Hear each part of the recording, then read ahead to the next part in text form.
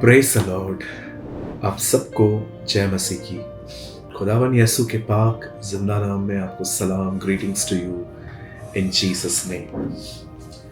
बहुत टाइम से बहुत लोगों ने मुझे कहा कि मैं एक वीडियो बनाऊं और मैं इस वीडियो पर प्रभु बोझ के बारे में बात करूं, क्योंकि बहुत सारी जगहों पे प्रभु बोझ जो है वो बहुत ही इनडिसिप्लिन वे में खाया जाता है। इवन कुरिन्थियों की कलीसिया में भी पौल कहता है कि इसे अन्य रीति से न खाओ।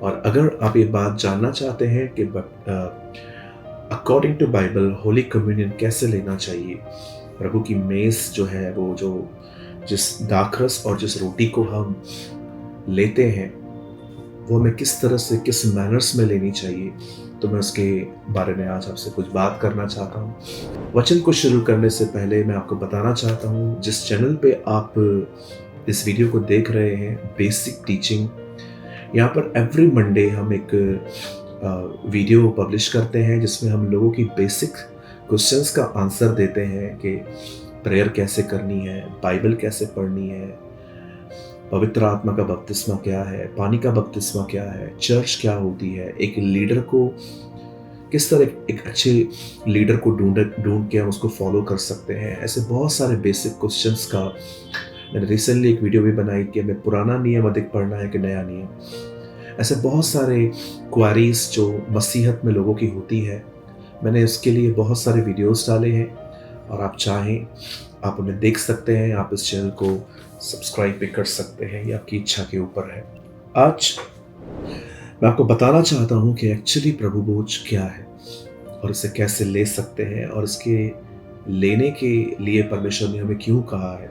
एक वचन आपकी स्क्रीन पर है, ये वचन पहला कुरिन्थियों 11 अध्याय में है, जहां लिखा है 24 में, और धन्यवाद करके उसे तोड़ी और कहा, ये मेरी देह है जो तुम्हारे लिए है, मेरे स्मरण के लिए यही किया करो।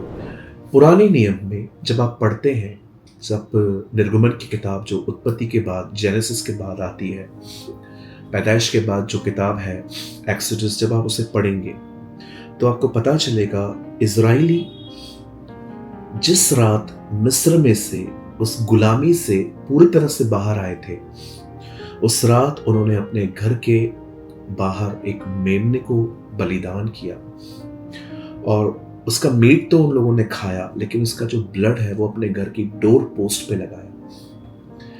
ये बहुत अद्भुत बात है कि परमेश्वर ने अपने लोगों पर दया उनके कैरेक्टर, उनके चरित्र और उनके बिहेवियर को देख के नहीं की, पर उसके ब्लड को देख कर की। आप जानते हैं, अगर परमेश्वर ये देखता कि इनका चरित्र अच्छा है, if the character is right, if the character is pure, तब मैं उनको छुड़ाऊंगा, तो शायद एक भी नहीं निकलता। ये परमेश्वर की महान दया है कि उसने हम जैसे गुनहगारों पर अपना हाथ रखा और हम पर अपने लहू को छिड़का, और आज हम यीशु के लहू के वजह से हम शुद्ध हैं, हम प्योर हैं, हम क्लीन हैं, हम विक्टोरियस लाइफ जी सकते हैं। जिस रात वो वहां से निकले थे, उस रात परमेश्वर का वचन कहता है उन्होंने अपने घर की चौखट पर एक मेमने को बलिदान किया, उसका खून लगाया, और खून के लगाने के कारण बाइबल कहती है उस रात उनमें से किसी की भी मृत्यु नहीं हुई और वे वहां से निकल गए। बाइबल कहती है इजराइलियों ने फसह का पर्व मनाया। लेकिन जब नए नियम में हम देखते हैं कि यीशु उन्हीं दिनों में, बाइबल कहती है, एक नई विधि, एक नई न्यू कवनेंट स्टैब्लिश करता है, तो वो वहां पर एक रोटी और दाखरस, एक रोटी और एक दाख की रस, अंगूर की रस लेकर वो वहां बैठता है और अपने चेलों को बुलाता है, और बाइबल कहती है वो उनको देते समय ये कहता है कि ये मेरी देह है और ये मेरा लहू है, इसे पियो। सबसे पहले ये मत्ती, मरकुस, लूका, यूहन्ना में आपको मिल जाएगा, लेकिन फिर कुरिन्थियों में भी पौल इसका जिक्र करता है। सबसे पहले मैं आप में से हर एक को कहना चाहता हूं, अगर आप प्रेरितों के काम की किताब पढ़ें तो आपको पता चलेगा पहले बपतिस्मा दिया गया, उसके बाद प्रभु बोझ दिया गया। आज बहुत सारे लोग विदाउट बैप्टिज्म लोगों को प्रभु बोझ देते हैं। आज बहुत सारे जो लोग हैं वो विदाउट बैप्टिज्म जो है वो होली कम्युनियन देते हैं। और अगर आप इनको कहेंगे कि आप ऐसा क्यों कर रहे हो, क्योंकि यीशु ऐसा नहीं करता था और न चेलों ने ऐसा किया, तो ये कहते हैं क्या बाइबल में लिखा है कि ये किसी सिद्ध लोगों के लिए है, ये किसी परफेक्ट लोगों के लिए है? मैं एक चीज आपसे पूछना चाहता हूँ, एक सवाल अपने आप से पूछिए, जो लोग ऐसा करते हैं और जो ऐसा करने वालों के साथ इन्वॉल्व भी हैं कि हाँ मुझे दो, मैं लूंगा, पहले बैप्टिज्म नहीं लिया। एक सवाल पूछिए, जिस समय यीशु मसीह इस पृथ्वी पर थे वो सबसे मिलते थे, वो सबके घरों में जाते थे और बाइबल कहती है वो पापियों के बीच में प्रचार करते थे। मत्ती ने जब प्रभु को जाना, उसने अपने सारे चुंगी लेने वाले दोस्तों को बुलाया कि हे कम आओ और यीशु मसीह को सुनो, और सब लोग वहां इकट्ठे हुए।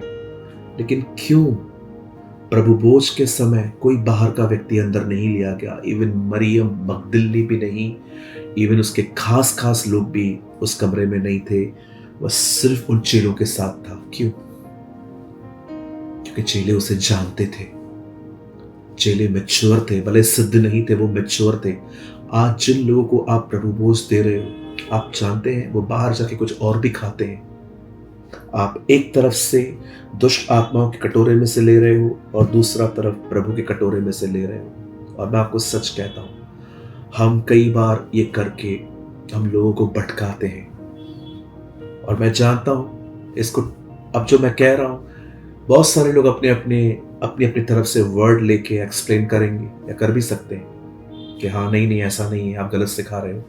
लेकिन आप पढ़ के देखिए, प्रेरितों के काम 2 अध्याय में पतरस ने प्रचार किया, बपतिस्मा दिया, और 42 में लिखा है वे प्रभु भोज की रोटी तोड़ने लगे। प्रभु भोज की रोटी का जिक्र बपतिस्मा के बाद क्यों आया है?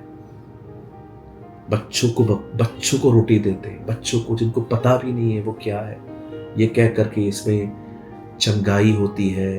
मैं इसके खिलाफ नहीं हूं कि प्रभु की देह जो है वो चंगाई नहीं दे सकती, 100% दे सकती है। पर क्या बाइबल कहती है कि विदाउट बैप्टिज्म आप किसी को दे सकते हो? सबसे पहले अगर आप इस रोटी के बारे में जानना चाहते हो तो सबसे पहले आप में से हर एक को बपतिस्मा लेना चाहिए। बपतिस्मा सिर्फ पानी में जाना नहीं, एक अपने आप को परमेश्वर के हाथों में देना है, एक समर्पण है। और ऐसे लोग ही डिजर्व करते हैं ना, परफेक्ट लोगों की बात ही नहीं कर रहा हूं मैं, ऐसे ही लोग जो एटलीस्ट अपनी जिंदगी उसे दे चुके हैं, उन्हें प्रभु भोज मिलना चाहिए। आपकी आत्मा भी ये बात स्वीकार करती होगी कि हाँ पास्टर यू आर राइट। और जब आप प्रभु भोज लेते हैं, बाइबल कहती है सबसे पहले अपने आप को पहचानो। मैं नहीं कह रहा हूं कि अगर आपने पाप किया है तो उसे मत लो, कन्फेस करो, मान लो, उससे अनुग्रह मांगो, उससे कहो कि आज इस प्रभु भोज के साथ ये सारी चीजें खत्म हो जाएं। प्रभु मैं प्रार्थना करता हूं तो मुझे बचा कि मैं आने वाले दिनों में ऐसा काम न करूं। और उसके बाद आप में से हर एक को प्रभु भोज लेना चाहिए। मैंने कुछ लोगों को अपनी आंखों से देखा है कि जब वो प्रभु भोज लेते हैं, जैसे हाथ में आता है ऐसे खा लेते हैं, दुआ तक नहीं करते। यहाँ पौल कहता है अन्न रीति से न खाओ। यीशु ने कहा यह मेरे स्मरण में करना। अगर आपके हाथ में रोटी है पर आपका मन उसमें नहीं है, आप प्रभु की देह जो है आप उसको अन्न रीति एक अलग तरह से खा रहे हो।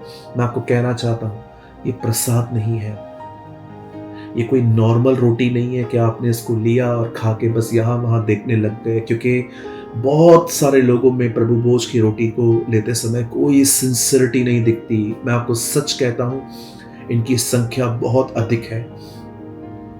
बस हाथ में आया, डाल दिया मुंह में, धन्यवाद यीशु, और चल दिए। जी नहीं, इससे मेरे स्मरण में करना। जब इस रोटी को लो तो मुझे याद करो कि मैंने कैसे तुम्हें पाने के लिए अपना सब कुछ दे दिया है। आप जानते हैं प्रभु भोज की रोटी एक व्यक्ति को क्रूस के करीब ले आती है। अगर आप इस तरह प्रभु भोज नहीं लेते, सबसे पहले सिंसियर होना, अपने पाप मानना, और उसके बाद प्रभु भोज लेना, ये बहुत जरूरी है। इवन पॉल कहता है इस रोटी को गलत तरीके से खाने के कारण लोग मर गए हैं और बीमार हैं। लिखा है जो खाते पीते समय प्रभु की देह को नहीं पहचानता। आप जानते हैं अगर कलीसिया के देह कलीसिया है, अगर आपकी कलीसिया के प्रति आप में नफरत है, बाइबल कहती है आप प्रभु बोझ कैसे ले रहे हो। तो पास्टर आप क्या कहना चाहते हो, हम सिद्ध हो जाएं उसके बाद ले? नो, एटलीस्ट खुद को पहचानो कि आप कहाँ हो, प्रभु के सामने मान लो ताकि आप माफ किए जाओ और आपको अनुग्रह मिल पाए। इस तरह होली कम्युनियन लिया जाता है, इस तरह प्रभु भोज लिया जाता है। आपके हाथ में रोटी है, आप यहाँ वहाँ देख रहे हो, नो प्रेयर, न उसको याद कर रहे हो, न अपने पाप मान रहे हो, बस यहाँ वहाँ देख रहे हो, मुंह में डाल दिया। जी नहीं। क्या इसी लेटर में पॉल कहता है क्या खाने पीने के लिए तुम्हारे घर नहीं? क्या आपको पता नहीं है आप घर पे भी खाना खा सकते हो? फिर इस तरह यहाँ पर खाना क्यों? हम में से हर एक को इस मेज की रिस्पेक्ट करनी है। इस दुनिया में सबसे पवित्र चीज परमेश्वर है, उसमें कोई पाप नहीं है। पर यूहन्ना कहता है उसमें क्षण लेश मात्र भी उसमें अंधकार नहीं है, वो ज्योति है। और प्रभु कहता है ये मेरी देह है, ये उसका बदन है। आप सोचो ये दुनिया की सबसे पवित्र चीज है जो आपके हाथों में है, उसे कैसे लेना चाहिए। अलर्ट हो जाइए और प्रभु भोज का अपमान न करें। ये बहुत इंपॉर्टेंट विषय है। हो सके तो इस वीडियो को बार बार देखें और समझें कि प्रभु भोज क्या है। खुदा आपके साथ है।